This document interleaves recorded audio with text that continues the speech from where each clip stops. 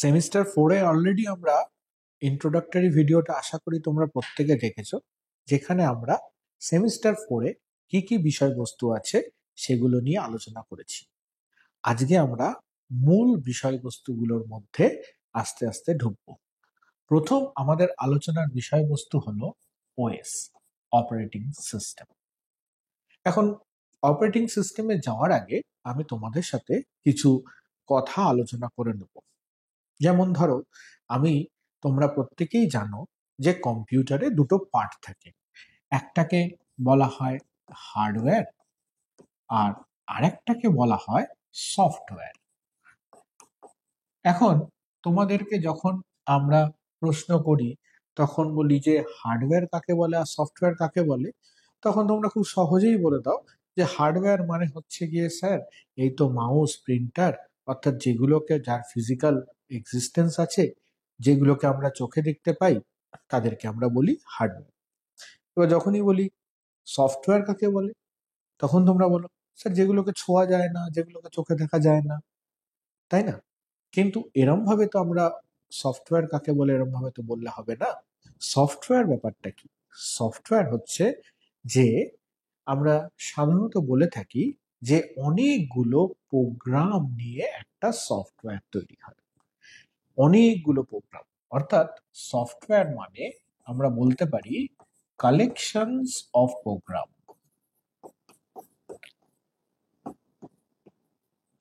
Right? এখন তোমার স্বভাবতই প্রশ্ন আসবে মনে, তাহলে স্যার প্রোগ্রাম কাকে বলে? প্রোগ্রাম জিনিসটা কি? তাহলে এটাও তো ঠিক কথা, প্রোগ্রাম জিনিসটা কি? প্রোগ্রাম হলো অনেকগুলো নির্দেশের সমষ্টি, অর্থাৎ কালেকশন অফ ইনস্ট্রাকশন। অনেকগুলো নির্দেশ একসাথে মিলে প্রোগ্রাম হয়। ধরো একটা প্রোগ্রাম যখন আমরা লিখছি, তোমরা অলরেডি সেমিস্টার 3-তে পাইথন প্রোগ্রাম লিখে এসছো। সেই পাইথন প্রোগ্রাম লেখার সময় তোমরা অলরেডি সেখানে অনেকগুলো নির্দেশকে পরপর নির্দিষ্টভাবে সাজিয়ে প্রোগ্রামটা লিখেছো, যাতে একটা নির্দেশের পরে পরবর্তী আর একটা নির্দেশ এক্সিকিউট হয়, তার পরবর্তী আর একটা নির্দেশ এক্সিকিউট হয়, অনেকটা এরম ভাবে।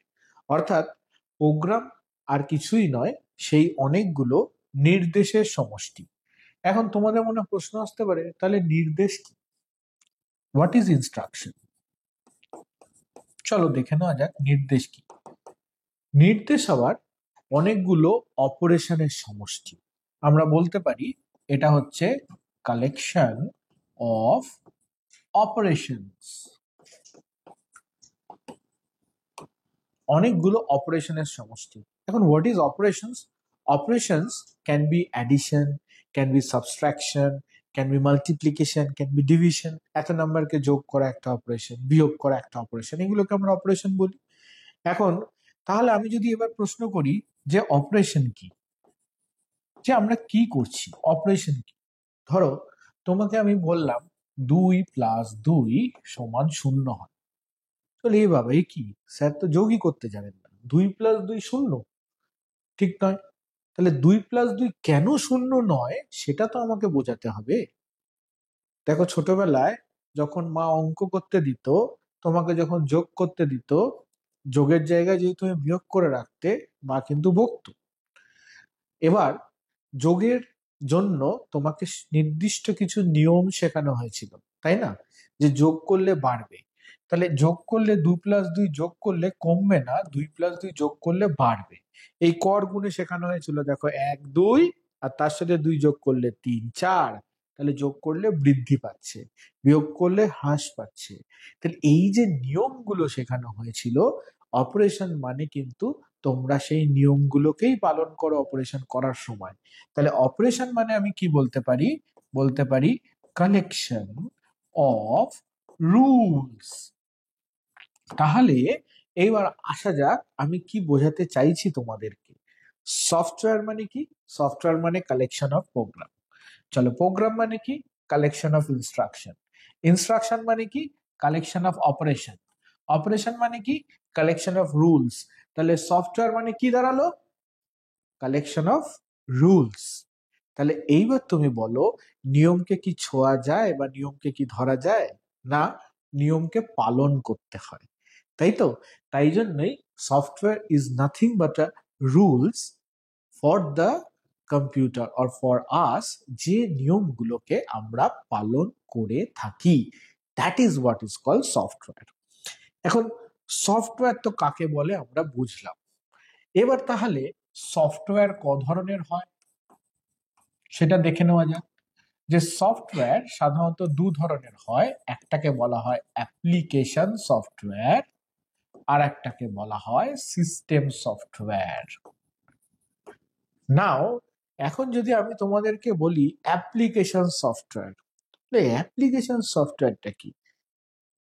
কিন্তু আমি যদি তোমাকে বলি যে অ্যাপস, তাহলে তুমি সঙ্গে সঙ্গে বলবে না না এটা তো জানি স্যার, আমার মোবাইলে অ্যাপস আছে, ফেসবুক আছে, ইনস্টাগ্রাম আছে, আমার মোবাইলে অ্যামাজন আছে, জোম্যাটো আছে, সুইগি আছে, সব আছে। লাইক সেগুলোই হচ্ছে অ্যাপ্লিকেশন সফটওয়্যার। অ্যাপ্লিকেশন সফটওয়্যার হচ্ছে যে নির্দিষ্ট কাজ করার জন্য আমি কোনো একটা সফটওয়্যারকে বানাই, সেই কাজটা পার্টিকুলার সেই কাজটা করার বা পার্টিকুলার সেই অ্যাপ্লিকেশনটা পারফর্ম করার জন্য যে সফটওয়্যার, তাকে বলে অ্যাপ্লিকেশন সফটওয়্যার। উদাহরণ দিই, যেমন তুমি ধরো এক্সেল, ফার্স্ট সেমিস্টারে তোমরা এক্সেল করে এসছো, সেখানে তোমরা ক্যালকুলেশন করতে পারো, স্প্রেডশিট মেনটেন করতে পারো, balance, debit, credit, profit, loss, সমস্ত কিছু করতে পারো। আবার যদি বলি পাওয়ার পয়েন্ট প্রেজেন্টেশন, সেখানে তুমি ডিসপ্লে করতে পারো। যদি বলি পেন্ট, সেখানে তুমি ছবি আঁকতে পারো। যদি বলি জোবাটো, তখনই একটা খিদে পেয়ে যায়, একটা ব্যাপার চলে আসবে। যদি বলি অ্যামাজন, তাহলে বলি এটা কিনতে হবে, ওটা কিনতে হবে, এরকম একটা ব্যাপার চলে আসবে। দেখো এই নামগুলো কিন্তু নির্দিষ্ট কাজের সাথে যুক্ত, তাই জন্য এদেরকে বলা হয় অ্যাপ্লিকেশন সফটওয়্যার, যেহেতু এই ধরনের সফটওয়্যার দ্বারা নির্দিষ্ট কোনো অ্যাপ্লিকেশন বা কাজ আমরা করতে পারি। এইবার চলে আসে কে? System software. অর্থাৎ আমরা জানি আমার কম্পিউটারটা একটা যন্ত্র, যার মধ্যে কিছু ইনপুট ডিভাইস আছে, তাই না? যেমন কিবোর্ড, মাউস, এরা কি ইনপুট ডিভাইস। আবার আমার কাছে কম্পিউটারের কাছে একটা মেমরি আছে, যে কি করে আমি কম্পিউটারে যে তথ্যগুলো দিই তাদেরকে স্টোর করে। আবার কম্পিউটারের কাছে আবার একটা অ্যারিথমেটিক অ্যান্ড লজিক ইউনিট আছে, বা যেটাকে বলা হয় ALU।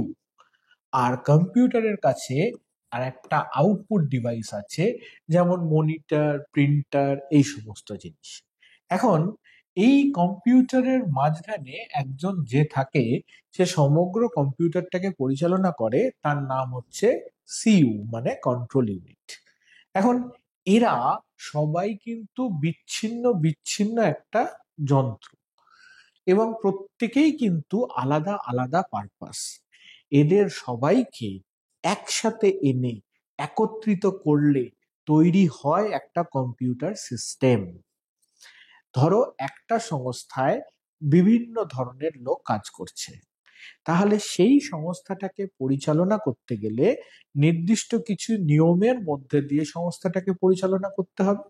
তাহলে এখানেও তাই, এরা প্রত্যেকে আলাদা আলাদা, কিন্তু এদেরকে অ্যাজ আ হোল একটা সিস্টেম হিসাবে দেখতে গেলে একটা নির্দিষ্ট পরিচালক শক্তির দরকার, যে এদেরকে সামগ্রিকভাবে পরিচালনা করবে।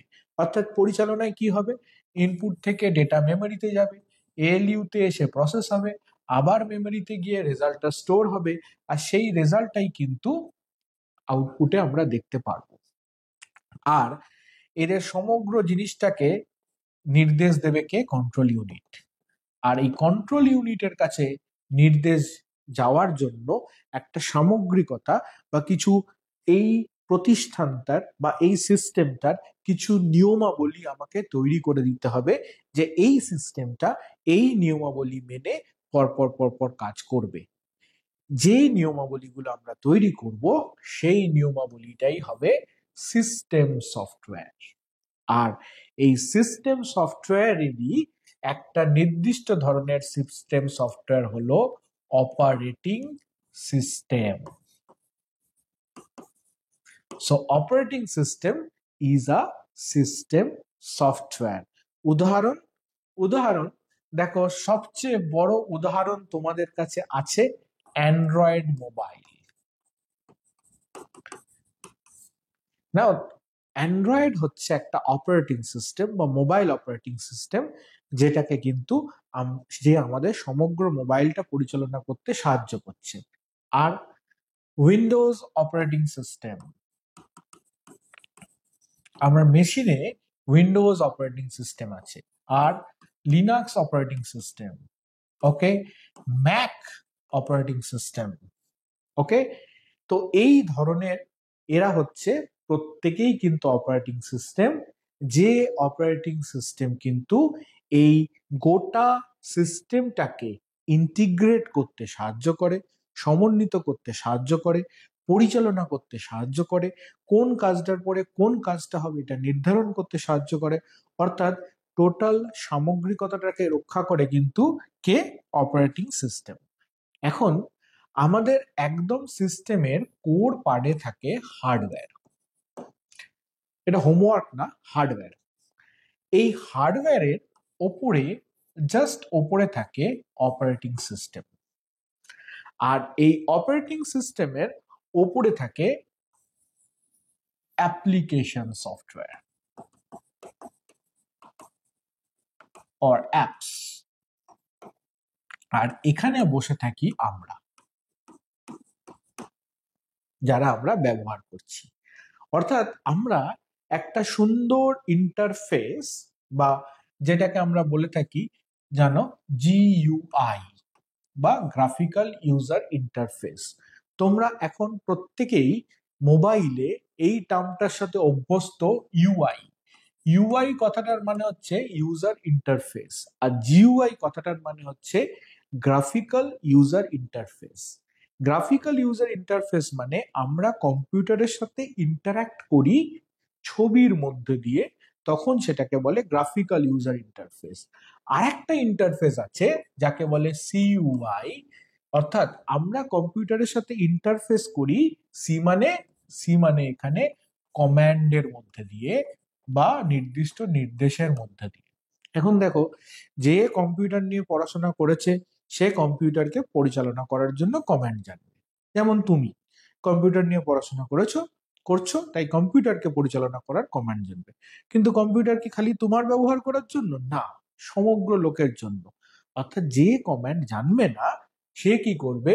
সে ছবির মধ্যে দিয়ে বিশ্লেষণ করবে যে সে কি চাইছে কম্পিউটারের থেকে, তখন সেটা গ্রাফিক্যাল ইউজার ইন্টারফেস। অর্থাৎ দেখবে মোবাইলে ইউজার ইন্টারফেসের উপর অনেক জোর দেওয়া হয়। কেন জোর দেওয়া হয়?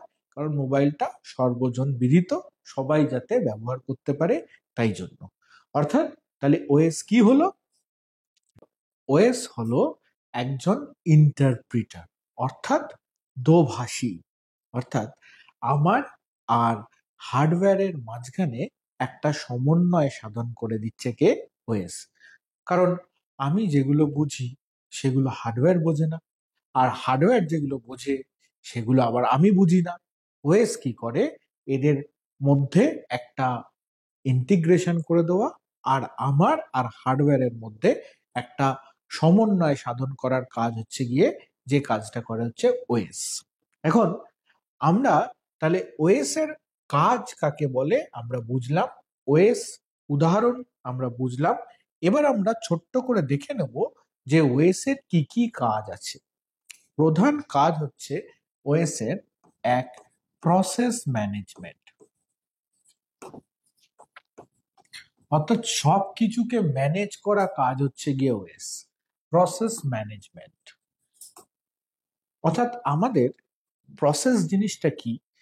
আমাদের সিস্টেমের মধ্যে অনেকগুলো প্রোগ্রাম থাকে, সেই প্রোগ্রামটাকে আমরা এক একটা প্রোগ্রামকে বলে থাকি হচ্ছে প্রসেস।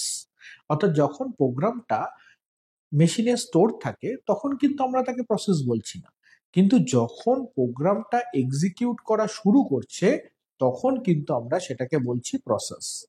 অর্থাৎ এই প্রসেসগুলো, একটা সিস্টেমের মধ্যে অনেক প্রসেস থাকে এবং এই প্রসেসগুলো কিন্তু এক্সিকিউট করতে শুরু করে, তখন সেই প্রসেসগুলোকে একসাথে অনেক প্রসেসকে কিভাবে নিয়ে কাজ করবে তার জন্য দরকার হয় প্রসেস ম্যানেজমেন্ট। তারপর কি থাকে? তারপর থাকে প্রসেস শিডিউলিং, অর্থাৎ এটা প্রায় প্রসেস ম্যানেজমেন্টের আন্ডারেই পড়ে। প্রসেস শিডিউলিং কথাটার মানে হলো যে কখন কোন প্রসেসটা এক্সিকিউট করবে সেইটা কিন্তু নির্ধারণ করে কে? ওএস। কার পরে কে এক্সিকিউট করবে সেটাও কে নির্ধারণ করে? ওএস। অর্থাৎ এর একটা কাজ হলো কিন্তু প্রসেস শিডিউলিংও বটে। আর কি? আর থাকে হচ্ছে ফাইল ম্যানেজমেন্ট, অর্থাৎ আমরা আমাদের কাছে যে যে ফাইলগুলো থাকে, ফোল্ডারগুলো থাকে, ডিরেক্টরি বা যাকে আমরা বলি ফোল্ডার, এই সমস্ত কিছুকে ম্যানেজ করা কাজ হচ্ছে গিয়ে কিন্তু অপারেটিং সিস্টেমের মধ্যেই পড়ে। তো অপারেটিং সিস্টেম বেসিক্যালি এই ফাইলগুলোকে কি করে হ্যান্ডেল করতে হয়, কোথায় রাখতে হবে, ফাইলের টাইপ কি হবে, এই যাবতীয় সমস্ত কিছু সিদ্ধান্ত কিন্তু নেবে হচ্ছে অপারেটিং সিস্টেম, যেটাকে বলা হচ্ছে ফাইল ম্যানেজমেন্ট। নাও নেক্সট ভেরি ইম্পর্টেন্ট পার্ট, যেটা হচ্ছে মেমোরি ম্যানেজমেন্ট। অর্থাৎ আমাদের কাছে যে প্রাইমারি মেমোরি আছে, সেই প্রাইমারি মেমোরির মধ্যে একই সময় অনেকগুলো প্রসেস এসে স্টোর হয়। তাহলে এই প্রাইমারি মেমোরিটাকে আমরা কি করে ম্যানেজ করব, যাতে একসাথে অনেকগুলো, যদি একজন থাকে তাহলে ম্যানেজ করার দরকার হয় না, কিন্তু যেহেতু একসাথে অনেক প্রসেস আসে তাই জন্য ম্যানেজ করার দরকার হয়, তার জন্য দরকার হবে মেমোরি ম্যানেজমেন্ট।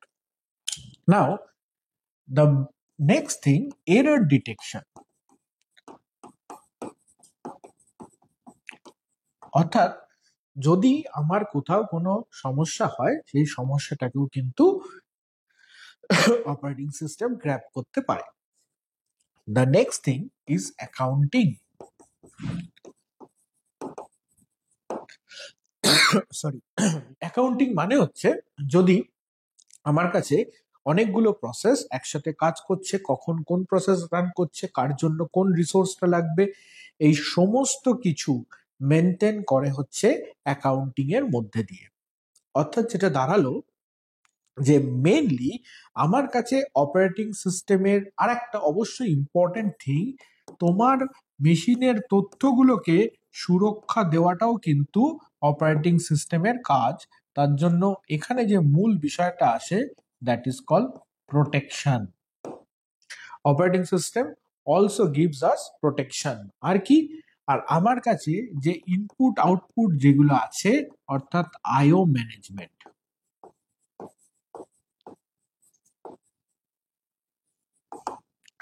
তাহলে কি কি কাজ হলো অপারেটিং সিস্টেমের?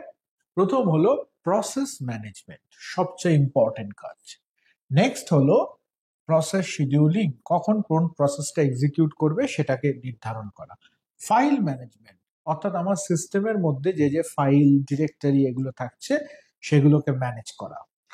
মেমোরি ম্যানেজমেন্ট, অর্থাৎ আমার যে প্রাইমারি মেমোরি বা র্যাম আছে, সেই র্যামটাকে ম্যানেজ করার জন্য আমার কাছে থাকবে হচ্ছে মেমোরি ম্যানেজমেন্ট। দেন এরর ডিটেকশন, অর্থাৎ আমার সিস্টেমে যদি কোথাও কোনো ফল্ট হয় সেই ফল্টটাকে আইডেন্টিফাই করা, তার জন্য দরকার হবে এরর ডিটেকশনস। অ্যান্ড জব অ্যাকাউন্টিং, কখন কোন জবটা এক্সিকিউট করছে সেটা দেখা। এবং নেক্সট হচ্ছে প্রোটেকশন, অর্থাৎ সিস্টেমকে প্রোটেকশন দেওয়া, আনঅথরাইজ অ্যাক্সেস থেকে সিস্টেমকে বাঁচানো, বা যাতে কোনো সিস্টেমের ক্ষতি না হয় সেই ক্ষতির হাত থেকে সিস্টেমকে বাঁচানোটাকে বলা হয় প্রোটেকশন।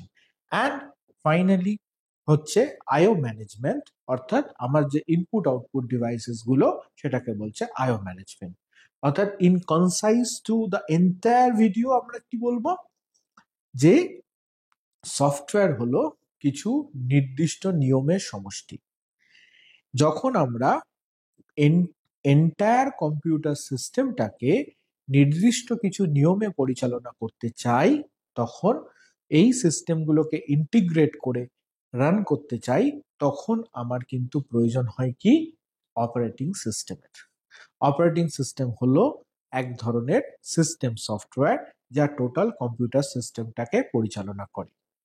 আমাদের আর হার্ডওয়্যারের মধ্যে সমন্বয় তৈরি করার জন্য আমরা অপারেটিং সিস্টেমকে ব্যবহার করে থাকি। অপারেটিং সিস্টেমের মূল কাজগুলো process management, process scheduling, file management, resource ম্যানেজমেন্টও আছে এর সাথে, memory management, memory is a one kind of resource, তাই জন্য মেমোরি ম্যানেজমেন্টও আছে, রিসোর্স ম্যানেজমেন্টও আছে। এরর ডিটেকশন যদি কোনো প্রবলেম হয়, accounting, protection, IO management. So these are the mainly vital works in operating system, যেটা আমরা কিন্তু ইউজ করে থাকি। So this is all of introduction of operating system. Next আমরা যাব ডিফারেন্ট টাইপস অফ অপারেটিং সিস্টেমের ভিডিওর ওপর। Thank you for watching.